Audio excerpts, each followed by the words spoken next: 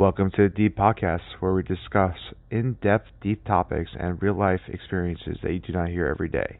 As a fair warning to our new viewers, our podcast may contain sensitive material and language. With that being said, I'm your host, Carl Lozer, and I welcome you to the show. Today's guest is Jake Chaney from Richmond, Virginia, who went from being homeless and a drug addict to now having a wonderful, successful life. Jake, welcome to the show. Hey, thanks, Carl. Glad to be here. Yeah, so you have a really cool story, interesting story, I should say, that I think a lot of our listeners would like to hear. So how should we start your story? I'll give you kind of a brief overview. I grew up around here. Like I said, like Carl said, I'm a Richmond native. So I grew up here over by the airport in Henrico County, East End, Holland Springs. But about 10 years ago, a little over 10 years ago, I was homeless from years of heroin use. Wanted to kill myself. Was facing living permanently on the streets or going to a homeless shelter. And I went to this homeless shelter where they introduced me to 12-step programs, and I was able to grab on to that, and that started my life over again. I had pretty much burnt all my bridges and didn't really have anything going, and almost died. And Wow. now I'm a Yeah, you're. business analyst. I have a career and work for Amazon and have a great family and just all around good life in general. Yeah, it sounds like from what you were telling me, your story is pretty incredible. I mean, going from homeless to wonderful family, great life going on right now. So let me start from the very beginning. Because I know you said you were homeless. Were you homeless due to the addiction, or were you addicted? I mean, homeless and then you became addicted to drugs. Like, how did that happen? No, on top of the addiction, I also, I think what comes along with that in order to fuel the addiction, I was a thief. I stole from like everybody around me in order to support my habits, and people would let me in and I could like sleep on a couch, or I would get a room at my aunt's house or something, and I would just kind of use people up as I went.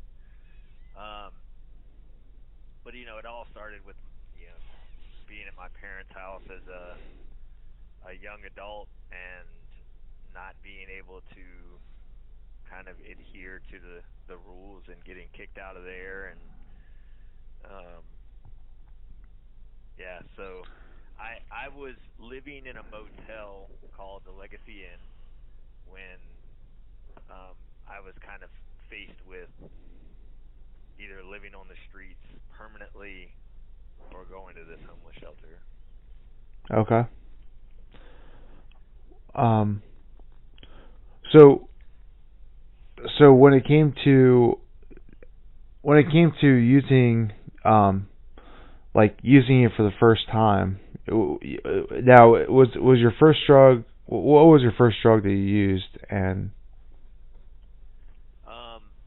So the first thing I ever did was drink. okay. When I smoked cigarettes. I started smoking and stealing cigarettes when I was like 13 years old. Yeah. Okay. We used to hang out. Wow. Yeah, we would hang out at the skate rink, and I started smoking, and I was hopelessly addicted to nicotine first. But there was a guy that, like a 17-year-old dude that used to hang out with us. He was like half brothers with one of my friends. He had a fake ID, and he bought us like these 22 ounces of St. Ides at a girl's birthday party. Uh, She had just. I went to this birthday party. The girl that was throwing it, I was like 13 years old. It was like one of my first relationships, I guess, if you will. But she broke up with me at that party. She threw this necklace that I had given her in my face, oh man. and then like yeah, and then like 10 minutes later, she was going out with my brother. Oh wow. So yeah, Wow. so Harsh. I know. Then this dude goes and buys us booze, and you know I'm drinking my girl troubles away at the age of 13. Yeah. But we smoked weed too. I didn't smoke weed a whole lot until high school. Okay. But I smoked a lot of weed in high school. I would Sure. skip school, steal cigarettes, um, get in fights in school. Just a general maladjustment to authority. Sure. So okay, so when after high school, or was it, when did you start your so you, from what I understand, you had a heroin addiction? Yeah. So I was prescribed Lortabs because I was hanging out at my cousin's house one day, and I guess we were bored and probably smoking pot. And for whatever reason, my cousin's a little bit of a sociopath. He hands me a baseball bat, and then he has a baseball bat, and he says, "Let's bat fight," right?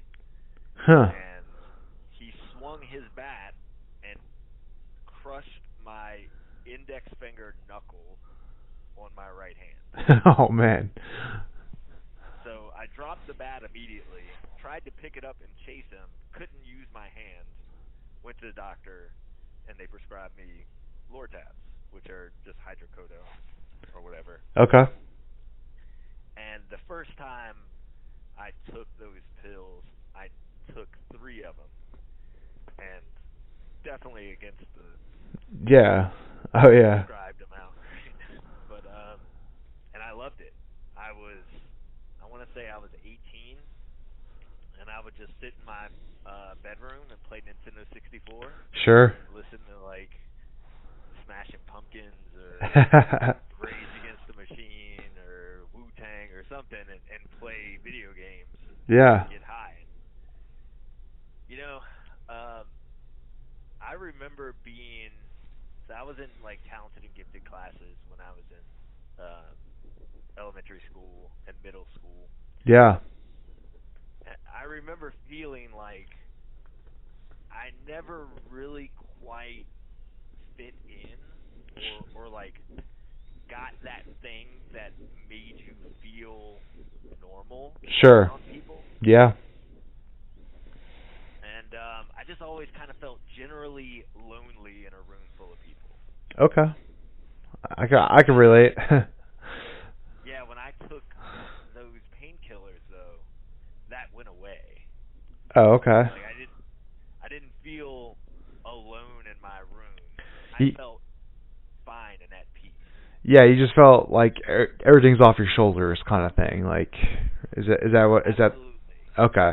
Warm and fuzzy inside, like this was it. Like this is the thing that's gonna make me whole, right? Yeah. But I could also sell them, and they would also kind of be like this social mana that I had to be able to barter with other people, and it made me a part of a larger group of kids that partied. Sure. So you're almost saying that, like, just because you had it, you were able to be social because people were like, "Yeah, I want some of that," and Absolutely. wow, Wow, that's a really interesting. I never thought about that perspective before. So the social aspect was kind of a driver, a little bit of it too, besides the actual drug itself. Yeah, I could trade pills for like some good weed, and I would be able to hang out with people, and we would smoke pot, and we'd take painkillers, and we'd hang out together, and like I it kind of made me a part of this group where otherwise, like, I have an older brother and older cousins, and I was always kind of like the tag along but also kind of the nerdy kid. Sure. So this like opened these doors for me. Hmm. So that's what started the opiate thing. Yeah. And eventually those pills ran out. Um, and like hanging out with that group, you know, we I never passed up an opportunity to do whatever was on the table, Sure. right? So acid, ecstasy, cocaine, Yeah.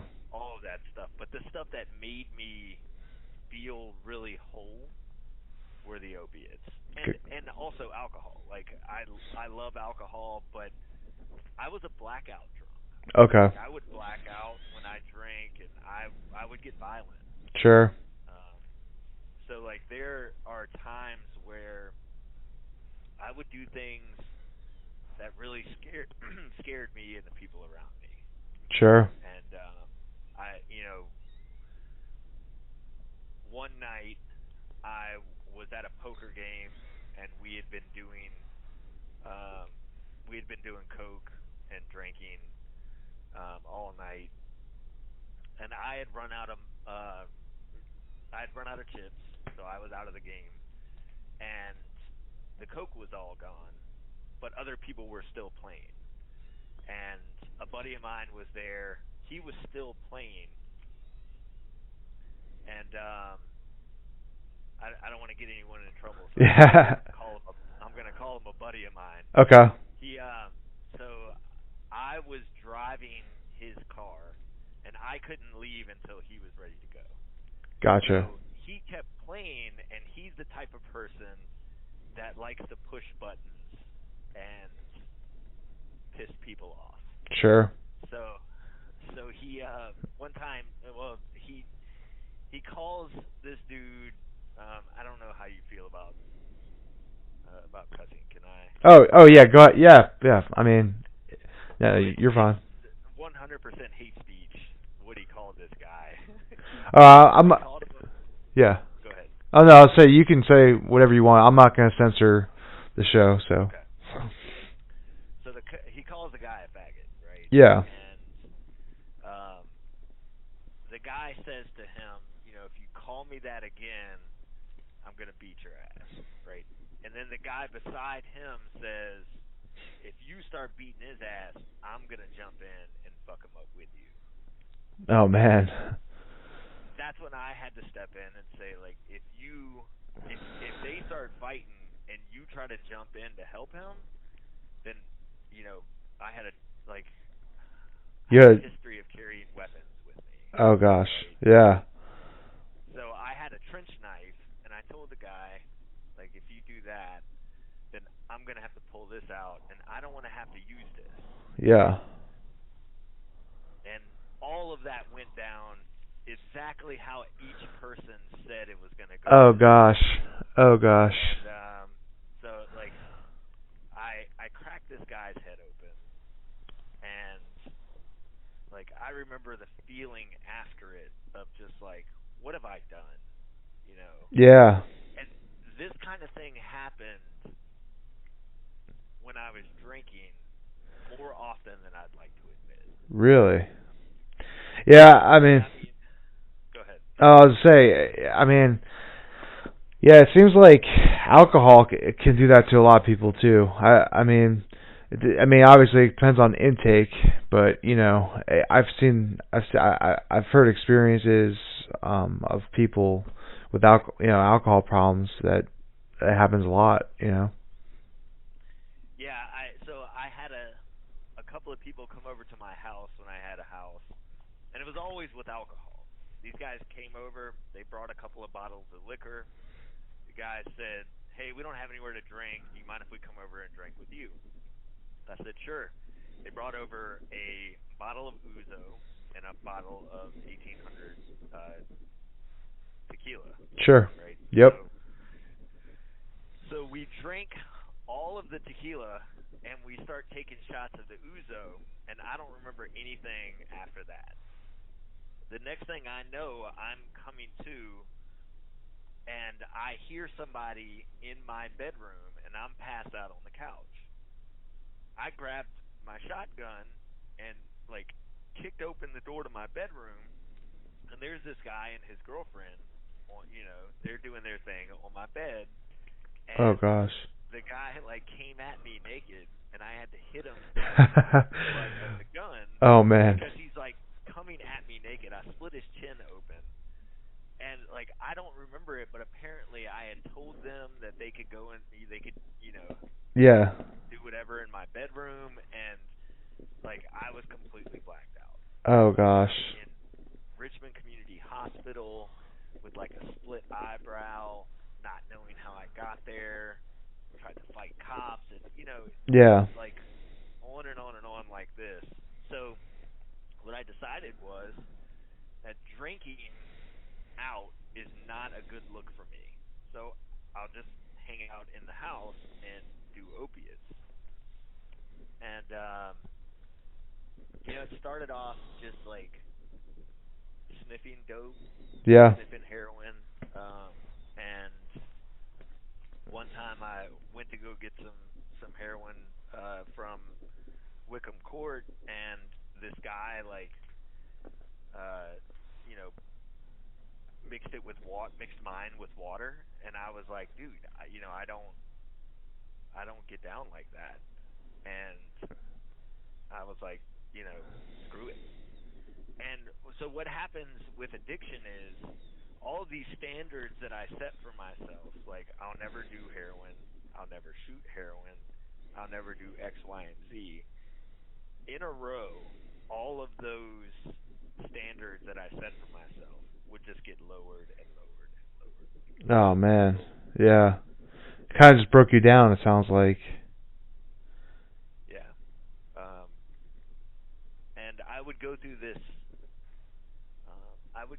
cycle where I would um, get away from it for a while. I would be able to, be able to stop for 5, 6, 7, 8 days, and I would get a job, and people would, kind of start trusting me again enough to let me stay in their house, Sure. and things would be going fine.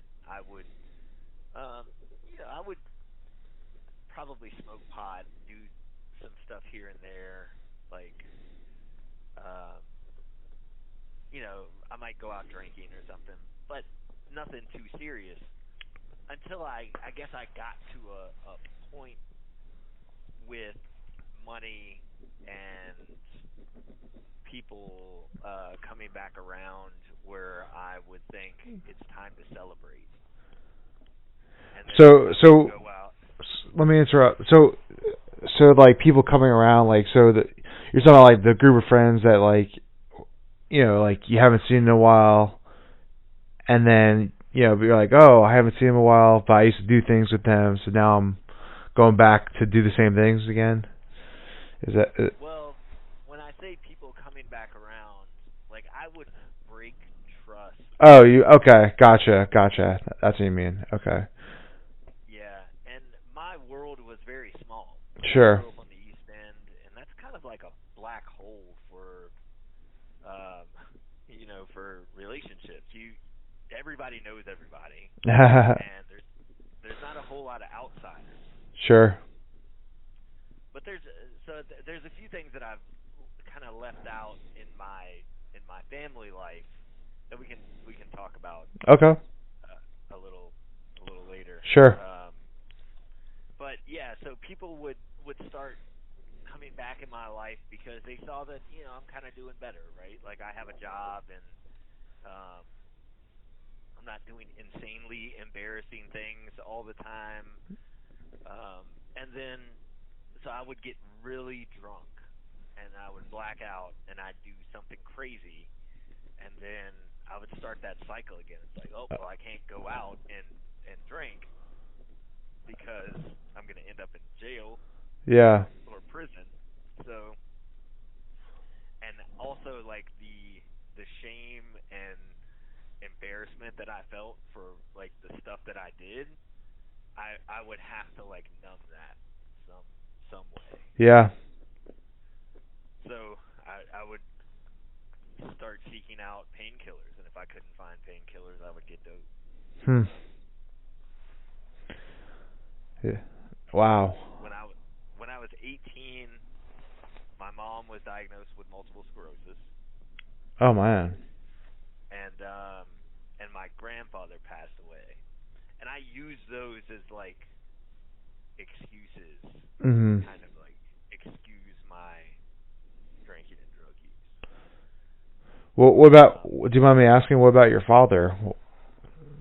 my dad has been and still is um, like one of the most stable parts of my life. Oh, wonderful. That's great. Yeah, yeah. He's you know, I'm not gonna say he's perfect, but he's always been there in the way that I needed, and I'll explain a little bit about what that means.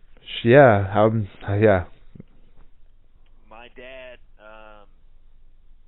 when I was faced with going to the homeless shelter or going to live in the streets, it was mostly because he like kind of he didn't wash his hands of me, but he made the decision that he wasn't going to enable me anymore. And my mom, on the other hand, my mom would always just kind of like sweep things under the rug, try to mend fences with my dad for me. Yeah. Um, she would like lobby her friends to Yeah. let me stay with them. She would pay for the motel when I would like, when I would spend all my money. She Mhm. would look the other way when I stole from her. Oh man. Um, yeah, so, um, but my dad was the one Who stood his that, ground? He didn't. He didn't. Stood his ground. Like you stole something. He would say. oh yeah, He would say something, or right? Is I that? stole a gun from him, and he, uh, he didn't kick my ass, but he really wanted to, Yeah. and he kicked me out, and that started kind of my journey of couch surfing.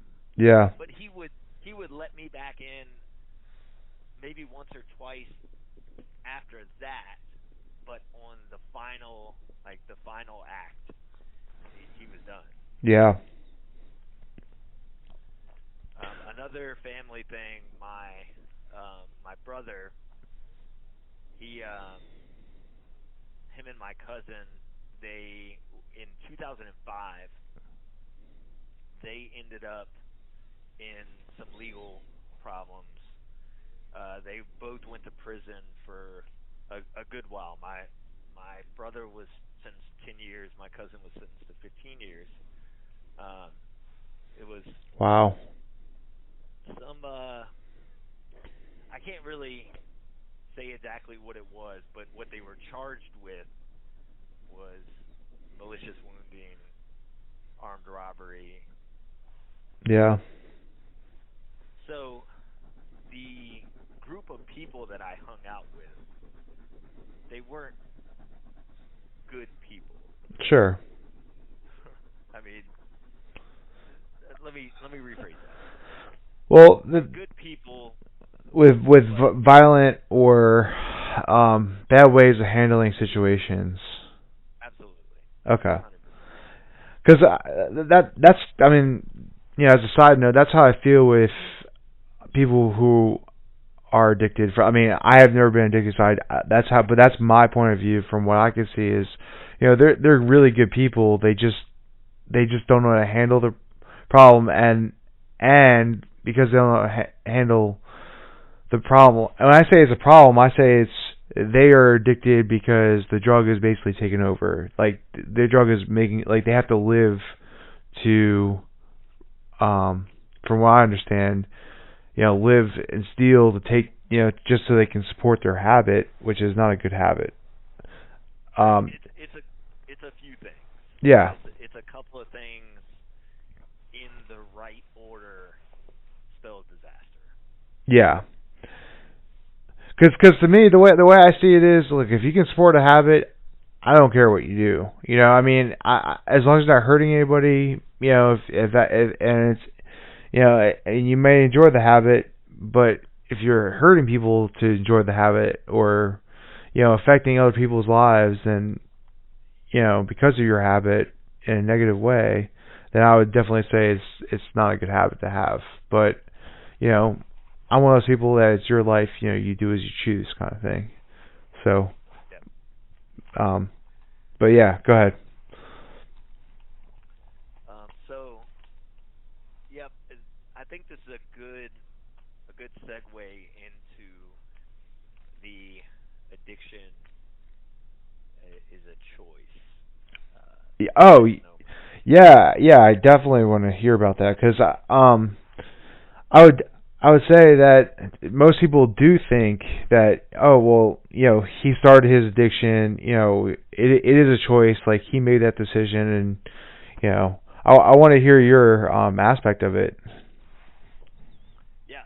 So it it is using substances as a coping mechanism at first, and it is 100% a choice to use drugs. When people say that addiction is a disease, they are not saying that there was never a choice to take drugs. Um, Addiction is a disease because at some point after using this as a coping mechanism for so long, it stopped being a choice. It started being something that I had to do every morning when I woke up. I remember feeling like I would rather kill myself than keep doing this. Yeah. And there wasn't any way out. It was like, I do this or I kill myself. And I couldn't see myself putting my mother through that, having to know that her son was found in a motel room with his head blown off. Yeah. Because she had one son who was in prison, and she's suffering from this autoimmune disease. Yeah. I just couldn't see putting her through that. And so that's where I was. It wasn't something that I was just like, "Oh, this is cool. I'm making a choice to do this again." Yeah. I can 100% assure you that I didn't want to do that. The choice is something that a lot of people make these choices, Sure. right? Like there are people every day who get prescribed medication and then they make the choice to take a painkiller, right? They Yep. make that choice Yep. to take drugs. A lot of them do not choose. A lot of them don't end up homeless wanting to kill themselves. Yeah. If it was if it was just that simple that it's just this choice, then everybody who does cocaine, everyone who does takes painkillers or drinks would just become an alcoholic or a drug addict, and it's not that simple. Yeah. I mean, I do agree with you there because I do feel like there are people that can try something once and then, oh no, I'm good. I'll never do it again. You know. Yeah, I didn't like that. Yeah. That didn't make me feel good. I don't know. Like, I don't see what the big deal is. There are so many people that are like that. Yeah. There's people like that with alcohol. They just drink and they're just like, I don't like the way it makes me feel. I'm just not going to do that. Yeah. Exactly. They made a choice to drink, and it didn't do to them what it does to an alcoholic. So can I ask you this, because I think this is some this is where some people, I think, need some clarity. Um, so when it comes to a choice, was it more of the fact, because you said you went from, I'm sorry, you went from snorting it to water based, right? From what Yep. now, did you know that was going to take you further? Um, sure. I mean, it's a line that you cross for sure. Because you said you eventually, like, so it wasn't just like, it wasn't like, oh, you know what, today I'm gonna take heroin. Like, it wasn't just like that. It was just like over time, gradually, you just kept, your standards just kept getting lower and lower and lower and lower, right? Yeah, I was already addicted to opiates, Yeah. and when you have already purchased the opiates and you've primed all of your senses that you are getting ready to receive what is going to make you okay, Mhm. and somebody like takes that and then makes it into a form that, like, when somebody took it from something I could sniff and put it into something that I could no longer sniff and now I have to shoot it, Yeah. it's like, the pit, like, There's no going my back. mouth dropped out. Yeah, it's like you've just taken my fix and you've taken it away from me. The only way I can get it now is crossing the line. Sure. Um. Yeah, because I mean, would you say heroin was originally like on your do not?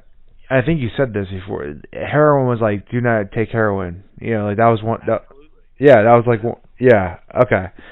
So I would definitely say that it's just kind of like a snowball effect. You start taking a little bit of this for a coping mechanism, and then you just more and more, right? From what I understand. That's right. You take what you can get. When you can't find painkillers, which are far more socially acceptable. You hear people talk about Yeah. perks and Oh yeah. lean and stuff, and that's much more socially acceptable than being a heroin junkie. So, like, yeah. So But can I ask? when that stuff is gone and you need it, it's like you're gonna cross the line.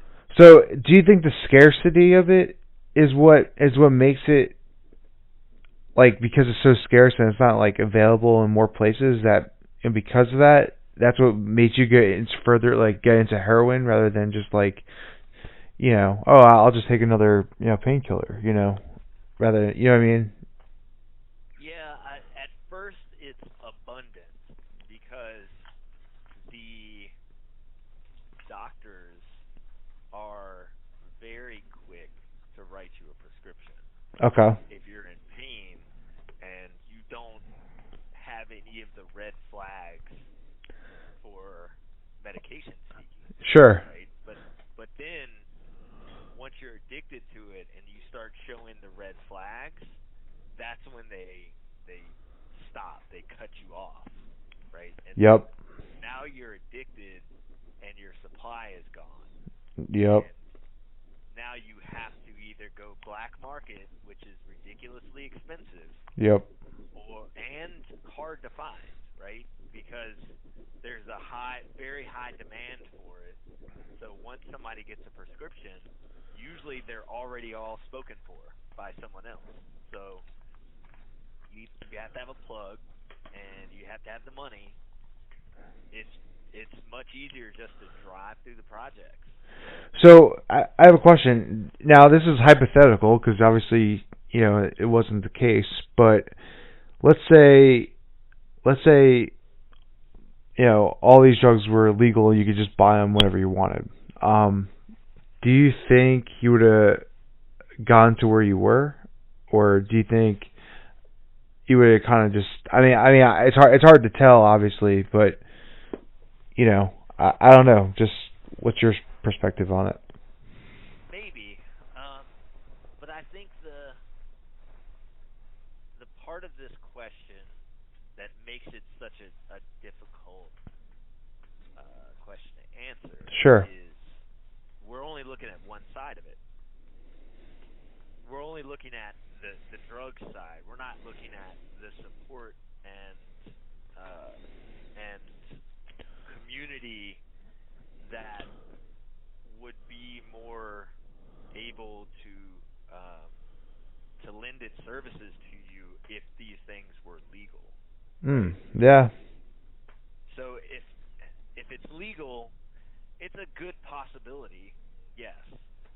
Um, but the links that I had to go to find some kind of support to get out of this, Yeah.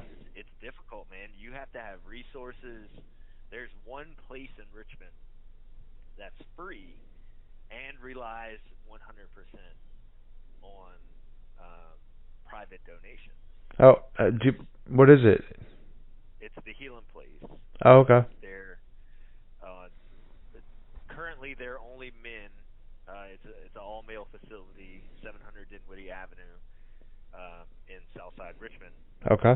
But they're currently building a women's facility in Southside, which Wow. is huge Yeah. because like there's a lot of women that are um, missing services. They don't have any, they don't have enough facilities that cater to women. Sure. Um, so yeah, man,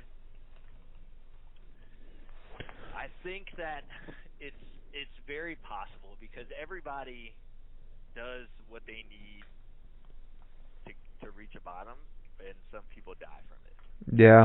Um, so I think people are going to do what they're going to do, whether it's legal or it's illegal.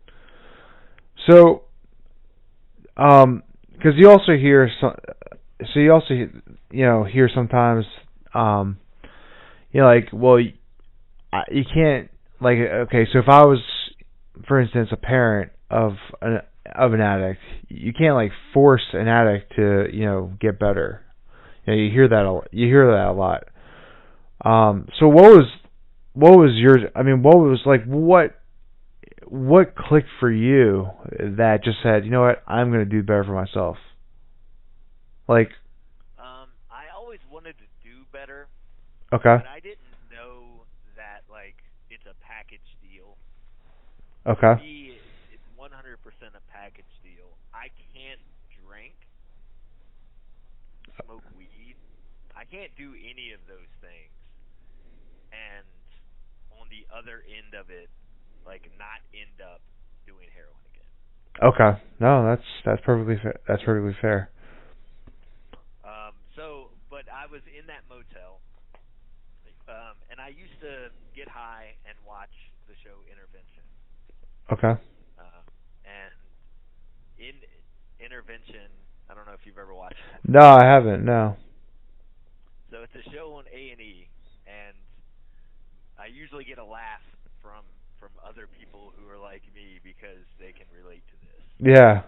Uh, it's where they follow around an addict or an alcoholic who is actively drinking or using, and they show like what their life is like, right? They show their family, and then at the end of or like around the middle of it, they get the family members to have an intervention, and they film it, Yeah. and then they offer them services.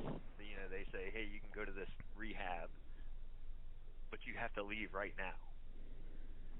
And they make a decision, and some of them don't go. Most of them do. Yeah. And at the end of it, they do.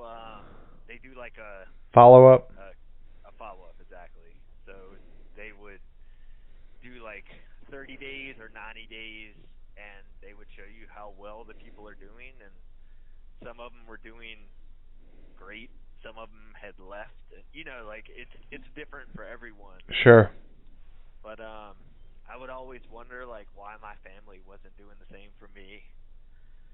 And they had this phone numbers at the end of it and like a website, and I just started reaching out because I was getting ready to get kicked out of that motel. Yeah. I had lost a really good job 3 or 4 months prior, Yeah. and got kicked out of my aunt's house. She walked into the room and found a bunch of drugs, and she said, "That's it, you got to go." I left, went to a friend's house. Um, Apparently, I had like fell out in their bathroom, and one of their toddlers found one of my syringes, and they kicked me out of there. I felt horrible about that.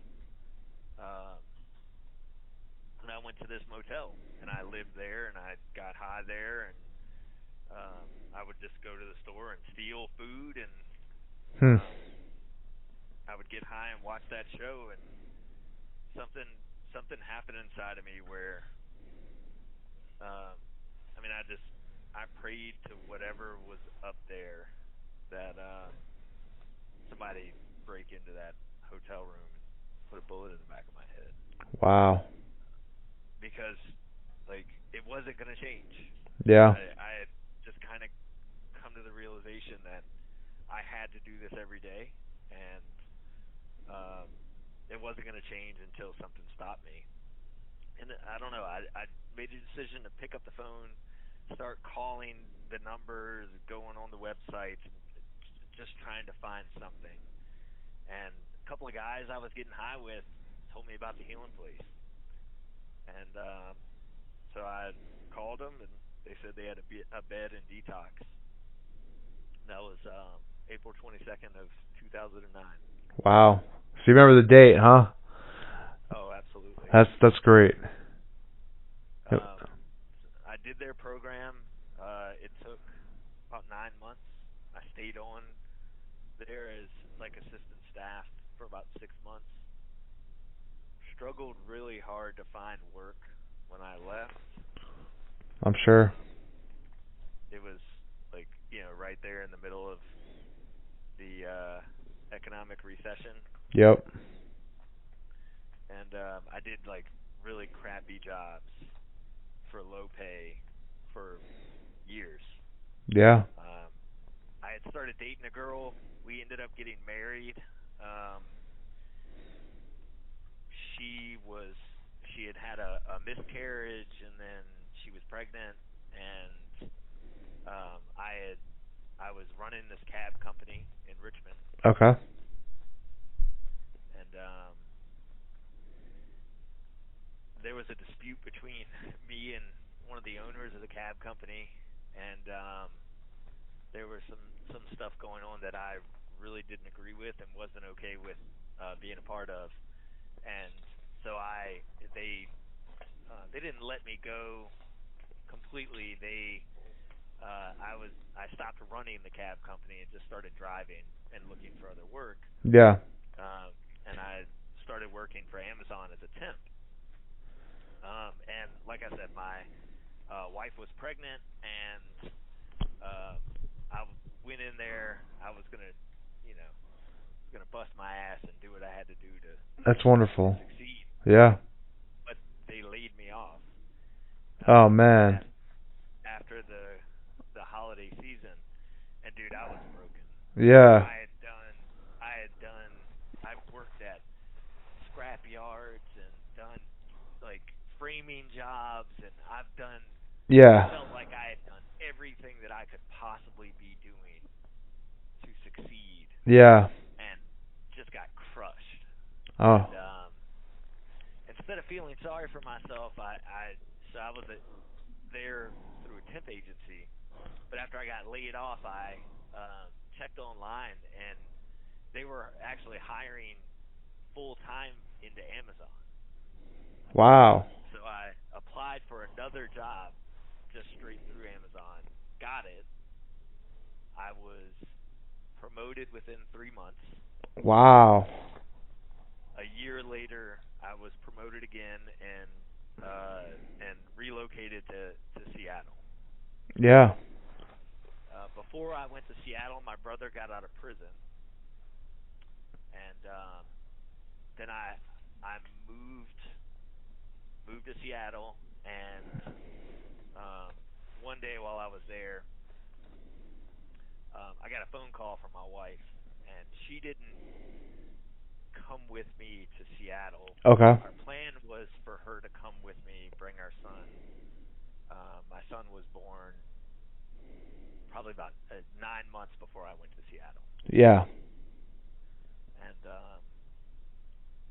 so I was out there 3,000 miles away. My family wasn't there. Trying to stay sober, going to 12-step meetings, um, working nights, long hours. Got a phone call from first. I got a phone call from a friend of mine who said they were trying to get in touch with my mom. My mom had called them, crying, sounded hysterical, and and now she wasn't answering the phone. And I assured them, I'm sure everything's fine. My mom's like a little dramatic. I'll get in touch with her. Yeah. And so I finally got in touch with my mom.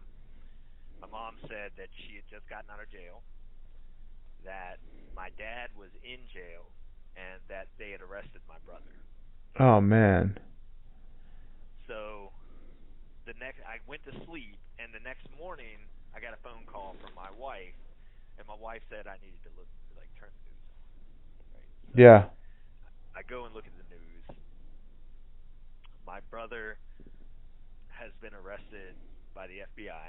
Oh my Um, gosh. they were national headlines of a white supremacist plot to bomb black churches and Jewish synagogues, Wow. and my brother's face is on the front page of the news.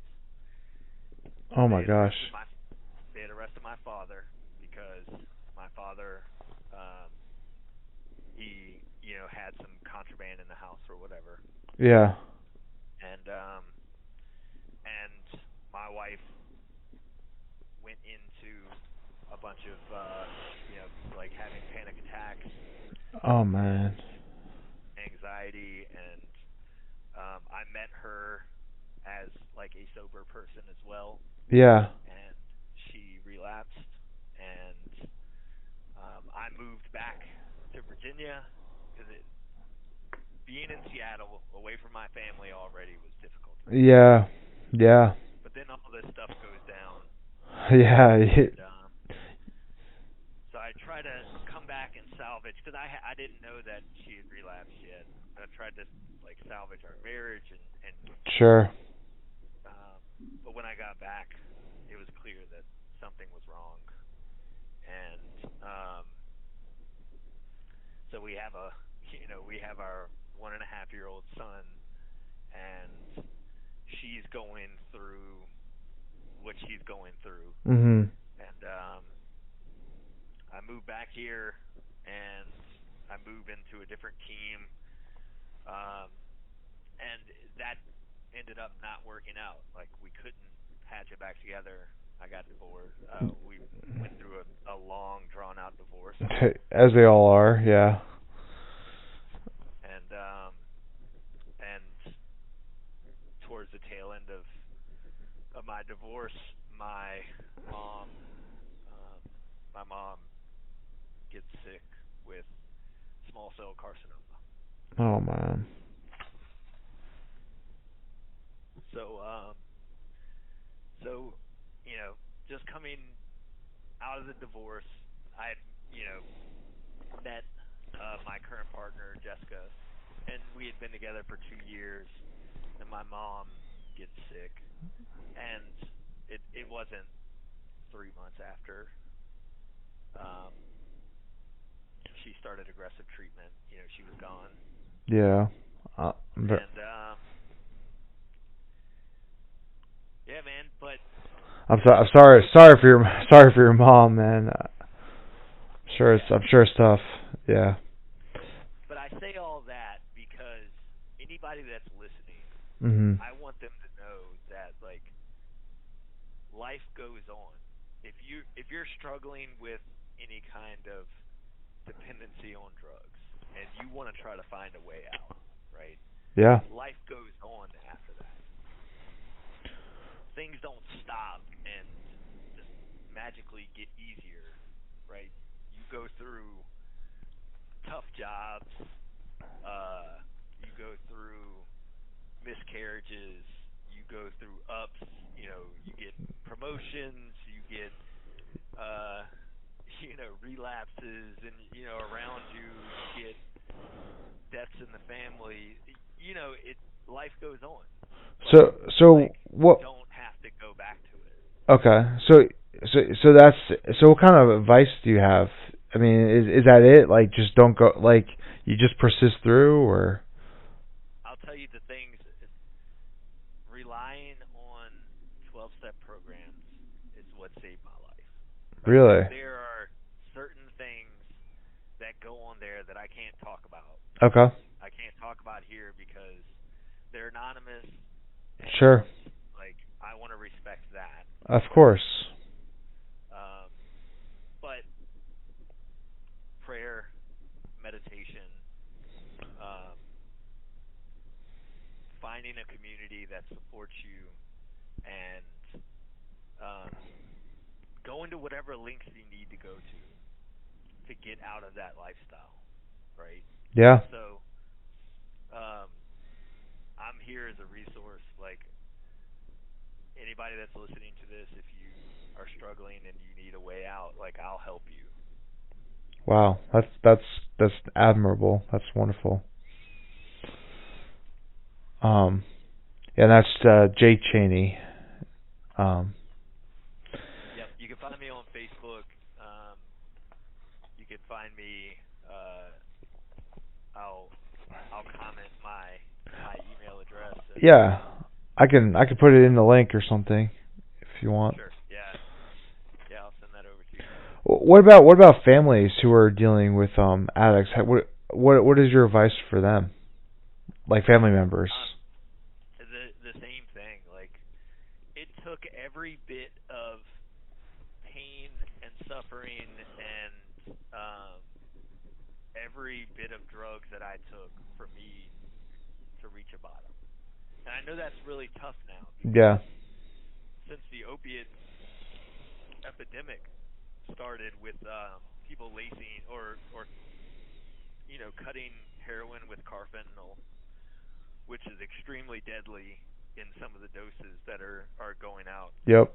Um, it it's a crapshoot. It's a gamble. People are dying left and right from this stuff, and um, I've I've buried so many friends of mine from this.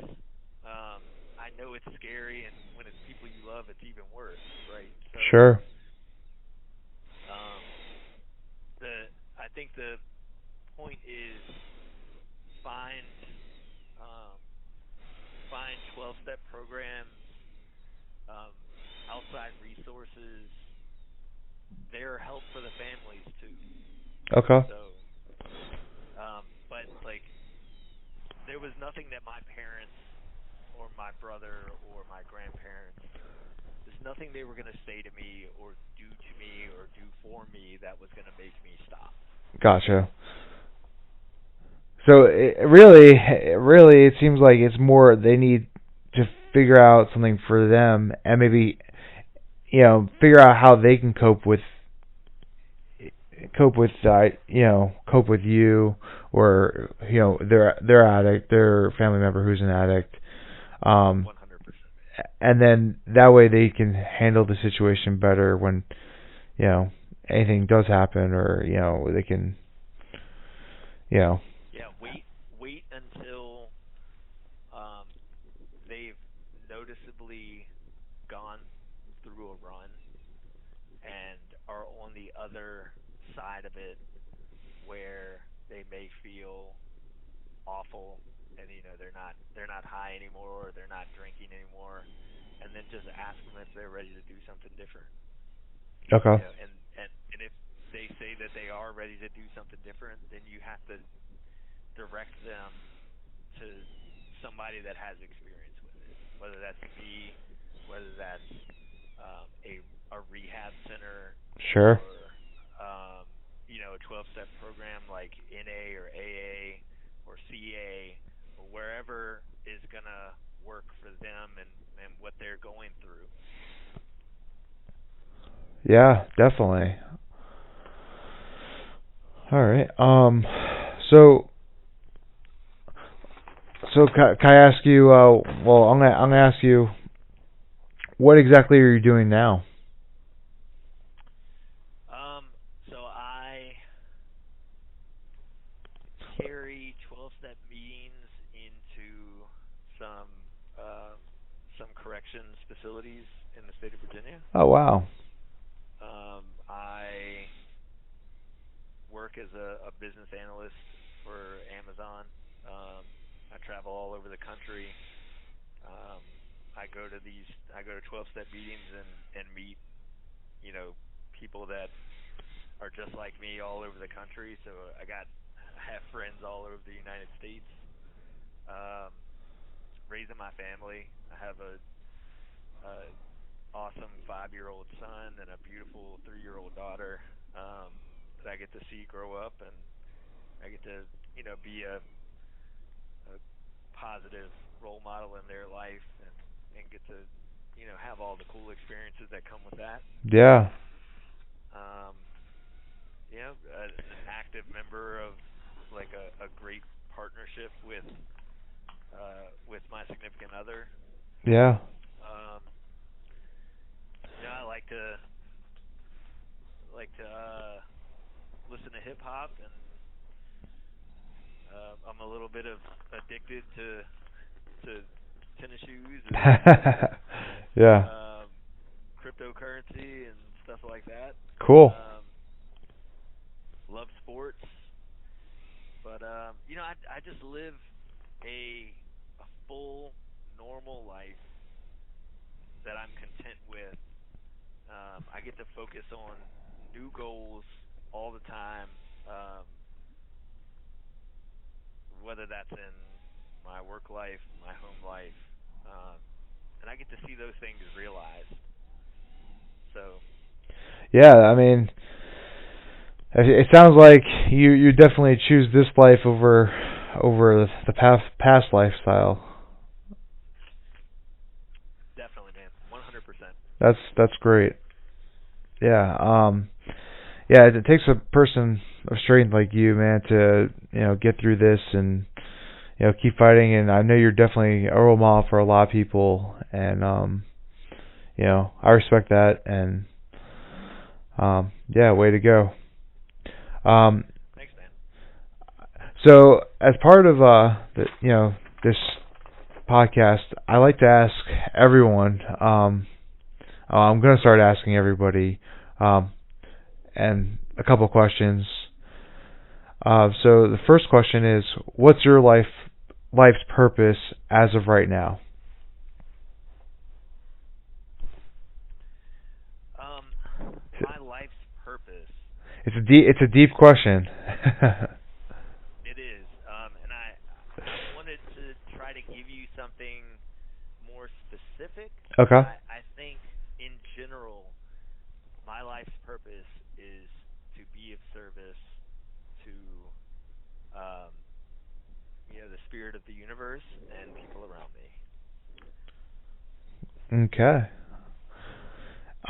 So I'm gonna dig further. What is what is what like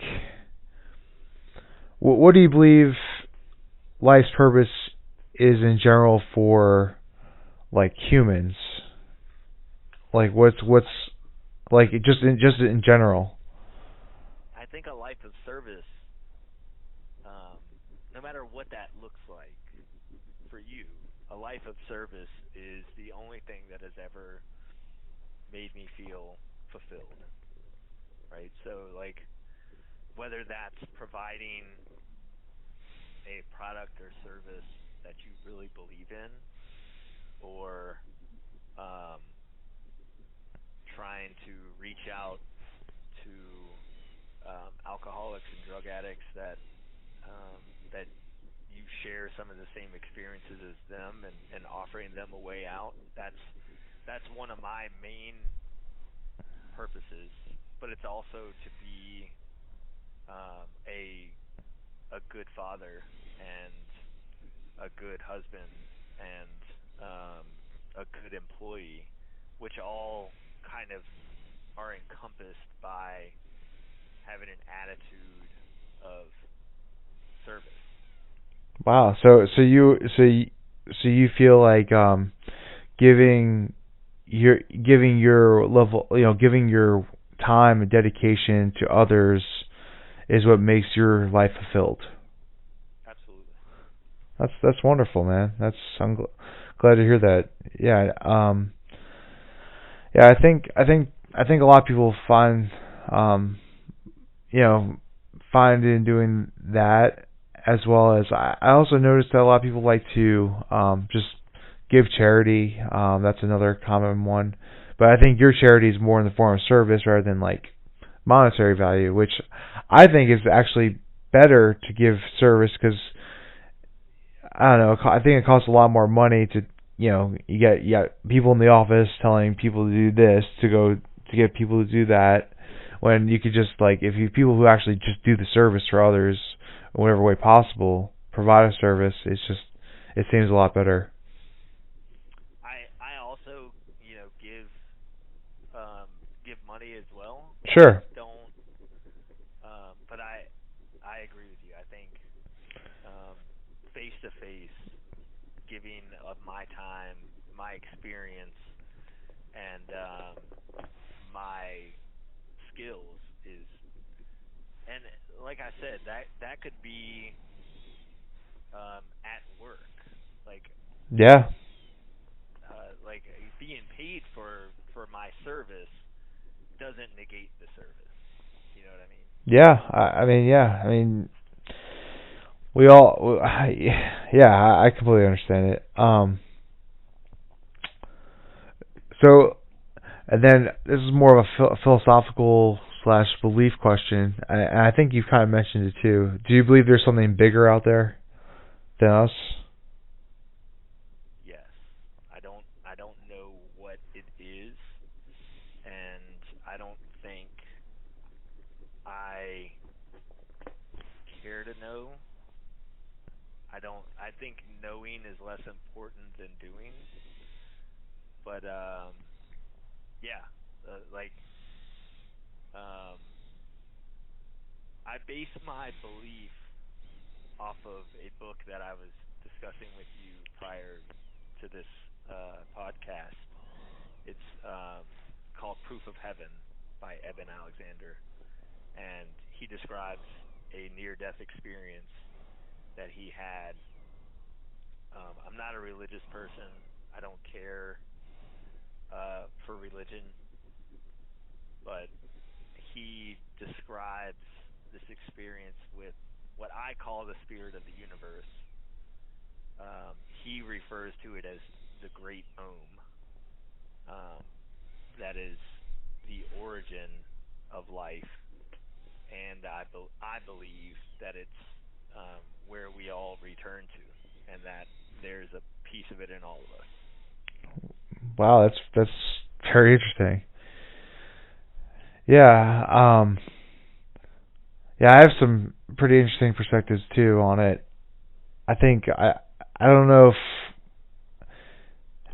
I think on Earth it's kind of like what you said.